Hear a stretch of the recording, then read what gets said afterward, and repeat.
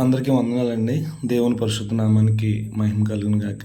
మరి ఏం లేదు, కొన్ని విషయాలు ఇప్పుడు ఈరోజు సోషల్ మీడియాలో జరిగేటటువంటి దుష్ప్రచారముల మీద కొన్ని విషయాలు మాట్లాడాలి. మాట్లాడకపోతే మరి అబద్ధం ఊరంతా చుట్టేస్తుంది. నిజాలు నిశ్శబ్దంగా ఉంటే అబద్ధమే ఊరంతా చుట్టేస్తుంది. కాబట్టి ఎందుకో దేవుడు ఆత్మ ప్రేరేపణ బట్టి కొన్ని విషయాలు మాట్లాడాలని ఆశపడుతున్నాను. ఏంటంటే ఈ రోజున మరి మతోన్మాదులైన వారు మరి పాస్టర్లను కానీ సంఘాలను కానీ టార్గెట్ చేసుకుంటూ మరి దశమ భాగం గురించి ప్రోపగాండా అనేటటువంటిది చేస్తూ ఉన్నారు.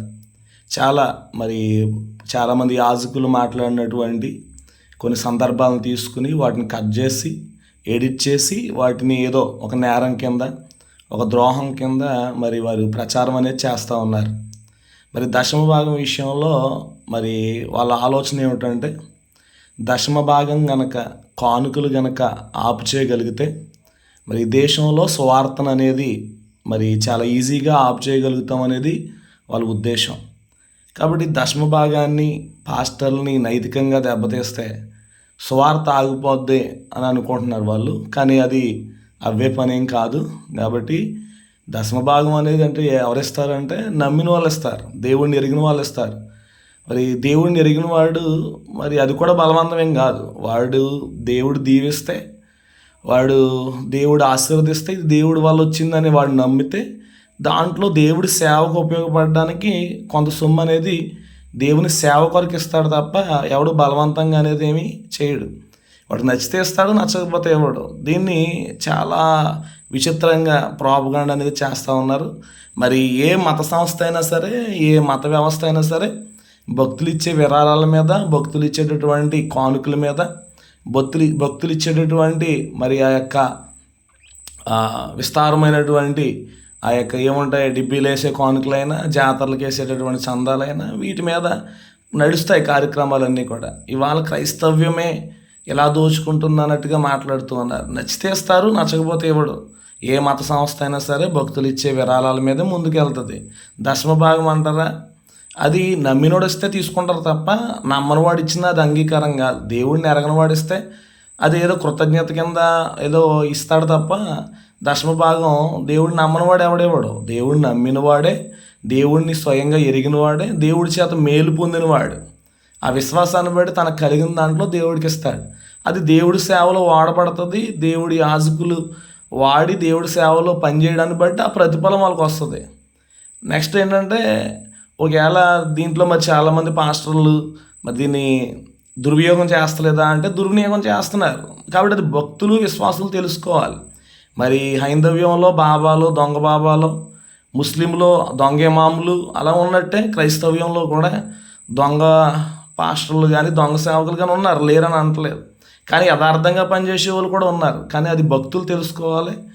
ఎవరో దేవుని కొరకు కష్టపడి పనిచేస్తున్నారు, ఎవరికైతే సహకరిస్తే ఆ సువార్త ముందుకెళ్తుంది అనేది మన భక్తులైన వారు విచక్షణతో ఆలోచించుకోవాలి. ఈనాడు ఏంటంటే మతోన్మాదులు, అందరు కాదండి, కొంతమంది మతోన్మాదులు ఏం చేస్తున్నారంటే ఈ చందాలని, ఈ కానుకల్ని ఆపు చేయగలిగితే, ఈ దశంభాగాలను ఆపు చేయగలిగితే అప్పుడు మనం స్వార్థను ఆపేయగలుగుతాం అన్నారు. ఈనాడు మనం ఒకసారి ఆలోచించగలిగితే మన భారతదేశంలో మరి బయట దేశాలటువంటి మిషనరీలు అంటే సేవకులు, మరి దేవుని నామంలో ఎవరైతే బలహీనులు ఉన్నారో వాళ్ళందరి కొరకు కూడా పనిచేసేటటువంటి, సహకరించేటటువంటి సేవకులు వాళ్ళు మరి మన దేశం వచ్చి ఇక్కడ మరి శూద్రుడని పేరు పెట్టి చదువుకోకూడదు. ఒక రెడ్డి కానీ, ఒక కమ్మోడు కానీ, ఒక కాపోడు కానీ, ఒక బీసీ కులాలు కానీ, ఒక దళితులు కానీ ఎవడో కూడా చదువుకోవడానికి వీల్లేదు. శాస్త్రం చదివితే వారు నాలుగు కోసేస్తాం, వాళ్ళు మా పొలాల్లో పనిచేయాలి, మా కాపరులు మా మేకలు మేపాలి, మా పశువులు మేపాలి, మా ఆవులు మేపాలి, మా ఇళ్లలో పాలిర్దనం చేయాలని మరి పెద్ద కులాలు, అగ్ర కులాల వాళ్ళు అందరూ కూడా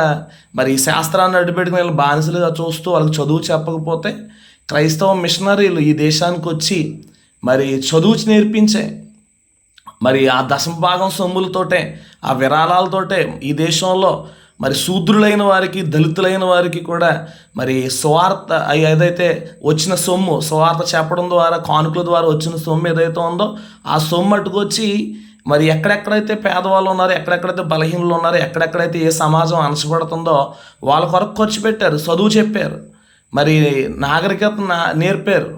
మరి ఈనాడు మనం హాస్పిటల్ లేక చాలామంది మరి పడవేయబడిన స్థితిలో ఉన్నప్పుడు విస్తారమైనటువంటి హాస్పిటల్ కట్టి రోగులకు ఉచితంగా వైద్యం చేశారు మిషనరీలు, క్రైస్తవులు. కాబట్టి ఎందుకంటే బైబిల్లో ఒక మాట ఉంటుంది. ఏంటో మాట అంటే, మరి బీదలకు ఆహారం పెట్టేవాడు యెహోవాకు అప్పిచ్చేవాడని. మీరు ఇచ్చే సొమ్ము వాళ్ళ స్వార్థానికి వాడుకుంటే వాళ్ళే దేవుడి దగ్గర జవాబు చెప్పాలి, నేనైనా ఎవరైనా ఇంకా ఎవరైనా సరే. కాబట్టి మన సేవలో వాడితే, మరి లేని వారికి పెడితే, మరి దేవుడు బలహీనుల కోసం ఖర్చు పెడితే నాకు అప్పించినట్టు అని చెప్పాడు. అవి ఎందుకు చెప్పరు బైబిల్లోనూ? కాబట్టి శాస్త్రుల్ని పరిచయుల్ని కూడా దేవుడు గద్దిస్తూ అన్నమాట ఏంటంటే, మీరు దశమ భాగాలు తీసుకుంటున్నారు కానీ పడిపోయిన వాడిని లేపట్లేదు, బాధలో ఉన్నవాడిని మీరు ఓదార్చట్లేదు, మీరు సోపులోను జీలకర్రలోను పుదీనాలోను దశమ భాగం తీసుకుంటున్నారు కానీ బలహీనుని పట్టించుకోవట్లేదని ప్రభు చెప్పారు. అవి మానక ఇవి కూడా చేయండి అన్నారు. ఏది? దశమ భాగం తీసుకున్నారు, తీసుకున్న దాన్ని దేవుడి సేవలో వాడండి అని చెప్పారు. కాబట్టి సమాజ సేవ చేయడానికి ఎప్పుడు క్రైస్తవ్యం కోరుకుంది. దేశం బాగు కొరకు, మనుషుల బాగు కొరకు క్రైస్తవ్యం ఎప్పుడు ప్రార్థన చేస్తుంది. ఈనాడు ప్రాపగాండ అనమాట, భయంకరమైన ప్రాపగాండ. కొన్ని వీడియోలు తీసుకోవడం, వాటిని ఎడిట్ చేయడం, దాన్ని ఎడిట్ చేసి హేళనగా చేయడం, ఇవంతా బాగా పెరిగిపోయింది ఇప్పుడు ఈ కాలంలో. కాబట్టి దీన్ని మనం బహిరంగంగా ఎదుర్కోవాల్సిన సమయం ఆసన్నమైంది. ఎవడో తగ్గే పరిస్థితి ఏం లేదు. ఎందుకంటే ప్రశ్నించకపోతే, ఎదురు తిరగకపోతే మరి మనుగడకే ముప్పు వచ్చే ప్రమాదం ఉంది. కాబట్టి మరి ఎదురాడుతున్నాం, పోరాడుతున్నాం. కాబట్టి అందరూ కలిసి పోరాడండి. బైబిల్లో మలాకి గ్రంథంలో దేవుడు చెప్పాడు, దేవుడు చెప్తే ఖచ్చితంగా చేయాల్సిందే. నా మందిరములో మరి ఆహారం ఉండినట్లు మీ దశమ భాగం తీసుకొచ్చి నాకు ఇవ్వండి, నేను మిమ్మల్ని ఆశీర్వదిస్తాను, మీ పంట పొలాలను దీవిస్తాను, ఏ తెగులు రాకుండా మీ పంట పొలాలను కాపాడుతాను, పురుగు ముట్టకుండా మీ యొక్క ద్రాక్ష తోటలు నేను ఆశీర్వదిస్తానని చెప్పాడు. కాబట్టి దేవుడు ఆశీర్వదిస్తేనే ఎవడైనా ఇవ్వగలుగుతాడు. వాడికి ఆశీర్వాదం రాకపోతే, దేవుడు ఇవ్వకపోతే ఎవడు ఇవ్వలేడు. కాబట్టి ఇచ్చిన సొమ్ము దేవుడి పనిలో నమ్మకంగా వాడేవాడికి ఇవ్వాలి. అది దేవుడి పనికి, సువార్తకి ఎప్పుడైతే వాడబడుతుందో అది ఆశీర్వాదం. ఈనాడు పోపగాండ, భయంకరమైనటువంటి దాడులు, క్రైస్తవ్యాన్ని భయపెడదామని చూస్తున్నారు. అది అవ్వే పని కాదు. రాజ్యాలే కూలిపోయినాయి, రాజులే మరి కాలగర్భంలో కలిసిపోయారు. ఏ ప్రభువునైతే సిలువ వేసి చంపి సమాధి చేసిన రోమా ప్రభుత్వం ఉందో, ప్రపంచంలోనే 4వ అతిపెద్ద సామ్రాజ్యం అది, రోమన్ సామ్రాజ్యం. ఈనాడు వాళ్ళే బైబిల్ పట్టుకుని సువార్త చెప్తున్నారు. ప్రతి దేశంలో కూడా రోమన్లు ఎవరైతే సిలువ వేశారో వాళ్ళే ఈనాడు యేసు ప్రభువే దేవుడని సువార్త చెప్తున్నారు. కాబట్టి మారాలని ప్రార్థన చేస్తున్నాం, అందరి కోసం ప్రార్థన చేస్తున్నాం. మారతారో ఖచ్చితంగా. దేవుడు సువార్త ఒకడు ఆగితే ఆగిపోయేది కాదు, ఒకడేదో ప్రోపగాండ చేస్తే అది ఆగేదేం కాదు. కాబట్టి ధైర్యం కలిగాం మేము సేవకు వచ్చినప్పుడే, దేవుళ్ళకి వచ్చినప్పుడే. మరణాన్ని జయించిన దేవుడు, మాకేమి మరణం అంటే భయం ఏమి లేదు, ఆ దేవుడు మాకు ఉన్నాడు. కాబట్టి మేము ధైర్యంగా పనిచేస్తున్నాం, నిబ్రం కలిగి పనిచేస్తున్నాం. కాబట్టి ఎవడో బెదిరించలేడు. కాబట్టి ఎవరి పని వాళ్ళు చేసుకుంటే, మరి యథార్థంగా ఐక్యత కలిగి హైందవ సహోదరులైనా, క్రైస్తవ సహోదరులైనా, ముస్లిం సహోదరులైనా ఎవరి పని వాళ్ళు చేసుకుంటే కానీ అంతా బాగుంటుంది అని నేను కోరుకుంటున్నాను. కాబట్టి మన గ్రంథాలు పూర్తిగా చదివి ఎదుటివారి గ్రంథాల మీద మాట్లాడాలి. మన గ్రంథాల్లో ఏముందో మనకు తెలదో, ఎవడేదో చెప్తాడో వెళ్ళిపోతాం అంతే. మళ్ళీ పైపెచ్చు క్రైస్తవులను గొర్రెలు అంటారు మీరు. మా గ్రంథాల్లో ఏముందో మాకు స్పష్టంగా తెలుసు, మేము బాగా చదువుకున్నాం. మరి ఆ చదివిన దాన్నే విశ్వాసులకు బోధిస్తున్నాం, వాళ్ళు కూడా నేర్చుకుంటున్నారు.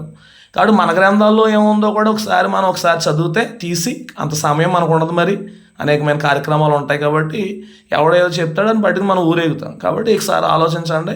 శూద్రుడిగా ఒక రెడ్డినైనా, ఒక కాపునైనా, ఒక చౌదరినైనా, ఒక కమ్మోడినైనా, ఒక కొమ్రోడినైనా, మరి బీసీ కులాలనైనా, అలాగే ఎవరో మన సహోదరులు, దళిత సహోదరులనైనా భయంకరంగా హింసించి వాళ్ళ దగ్గర పాలేరులుగా పెట్టుకుని చదువు చెప్పలేదు, సరైన తిండి పెట్టలేదు, సరైన గుడ్డ ఇవ్వలేదు, సరైనటువంటి వైద్యం చేయలేదు. ఈనాడు క్రైస్తవ మిషనరీలు వచ్చిన కానుకలతో వాళ్ళు ఇక్కడ దేవుడు సేవ అని చెప్పి సామాజిక సేవ చేశారు.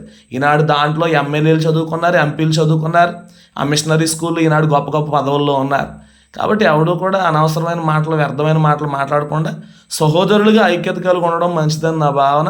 ఏమన్నా ఒకవేళ అధిక ఏమైనా మాట్లాడితే నన్ను క్షమించండి. అందరూ కలిసి ఉండాలి, అందరూ బాగుండాలి. ఎవరు దేవుడిని నమ్ముతారో వాళ్ళు వస్తారో, ఆపు చేయగలిగిన వాడు ఎవడో లేడు. సత్యమైన దేవుని తెలుసుకుంటారో అందరూ తెలుసుకోవాలని ప్రార్థన చేస్తున్నాను. అందరికీ వందనాలు. మరి దేవుని నామానికి మహిమ కలుగును గాక.